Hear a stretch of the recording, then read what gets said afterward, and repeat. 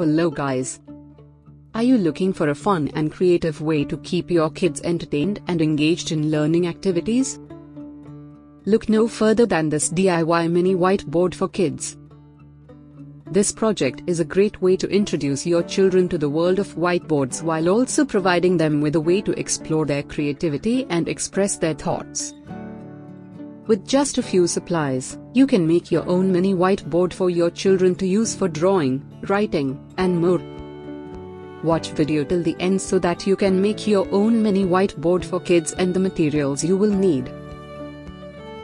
I love that you can use these DIY whiteboards for little notes. Like when you need to let your family know you've run to the store and you'll be right back. Or when you have to write down a phone number or the date of an appointment. I can't believe how simple it is to make your own DIY whiteboard.